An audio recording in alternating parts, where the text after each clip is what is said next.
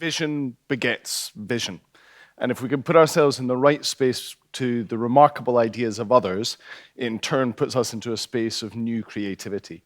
Within Wales, across all sectors, we've been responding to the remarkable vision of the Future Generations Act. And I'm delighted to have Jack with us today to be able to talk a bit about the Act and its implications. Thanks, Lorne.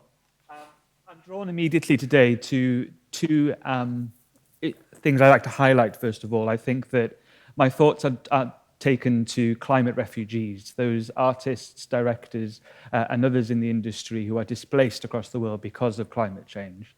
And I think that is a stark reminder for us in the UK that climate change is impacting your industry already, abroad and here at home. And the other terminology I think that might be missing, we're talking a lot about climate change today, but also the nature emergency and the State of Nature report that was only published yesterday, highlighting the biodiversity loss that we have here in the UK and how might we couple those two elements of climate and nature in the work that we're doing. It would be remiss of me as a Welshman not to make a rugby analogy at this point. The UN last week also published its progress against the UN Sustainable Development Goals, of which culture is largely missing, but showing that only 15% of the targets have been reached. We're halfway to 2030. In the second half, that's the rugby analogy, we really do need to see the progress being made across all our goals and indicators. But in Wales, we're a nation of firsts. We were the first parliament in the world to declare a climate emergency.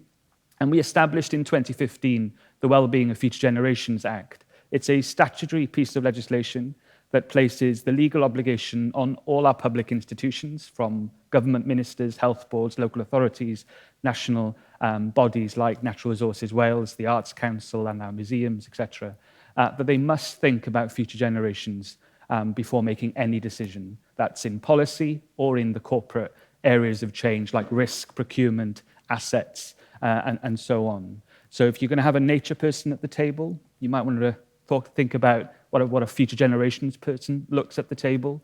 As well, every day I go to work, I represent the constituencies, maybe in those empty seats around you, that are not yet born, and that we must make decisions that balance both generations today and generations tomorrow. So I work for the Independent Commissioner that holds those public bodies to account. And what we're seeing is whilst the voluntary sector, many of your colleagues in Wales in the cultural sector are not covered directly by the Act, they're seeing the piece of legislation as this set of context, the environment in which they can operate and help solve challenges in the public sector, financial struggles there as well, and seeing how the creativity can be transferred from the culture sector, from the theatre sector in particular, into the work that's happening across the other public bodies. So my message, I think, through the Act today is you hold so much of the solutions, be that in the content that you create, in the way that you go about procurement, in the way that you procure certain services, clothes, whatever it may be, that I would really encourage you to share that with the public sector. And I will say the exact same thing about the public sector sharing that with you. These challenges are not confined to particular sectors. The climate change crisis and the nature crisis is something that we all have to get behind and start sharing more openly. There are great examples of where that's happened, but the Act giving that impetus, that permission, the law in Wales, they have to think in that way, and my hope is that other parts of the world do that as well. Thanks, Lorne. Thank you so much. And I do heartily recommend that you take the time to Google the Act. There are remarkable resources online. It's a philosophical, it's a practical, and it's a legal framework, which I think is not known as well in the rest of the UK as those of us who are trying to work with the Act. In response to the Act, at National Theatre Wales, we've been making a number of pieces of work. We made a very large transmedia project called Galwad, which was a combination of broadcast, of pre-record and live performance that used the principles of the Act as the first provocation for the writers' room towards that project, and also working with the remarkable theatre makers Nigel Barrett and Louise Irwin. We've been engaged in a multi-phase project called Kidstown. Kidstown is a beautiful, playful project that we made this summer. It's a touring space which adults aren't allowed into.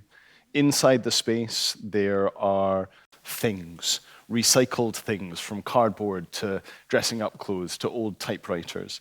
Children can go in at 10 o'clock in the morning and be there at 6 o'clock at night. They can come back day after day. And within that, they construct stories, they construct worlds, they construct identities. The materials and the stories that have been generated out of Kidstown are now in the process of being refined into an epic theatre show with the collaboration of Welsh National Opera with the National Orchestra of Wales. We're going to make a truly enormous piece of theatre that can tour the world without touring anything. Kidstown is entirely built of materials that can be hired. There is no question of where the material goes after the show because it does not belong to us in the first place.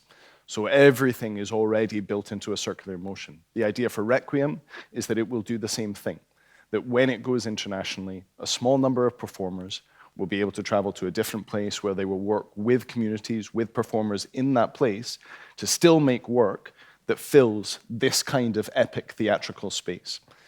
One vision gives you another question. That question demands the next vision and the vision after that. We're so good, all of us within this room, of making up new things. We have to continue to challenge what is the parameter, what is the context by which we understand how we begin that. We've heard so many brilliant provocations today of the parameters meeting being a why meeting, the context not defeating the content. And this project is something that we're hugely passionate about, the journey and about not knowing and surrendering power to the not knowing at each and every stage as we imagine then how we realize the next. Thank you.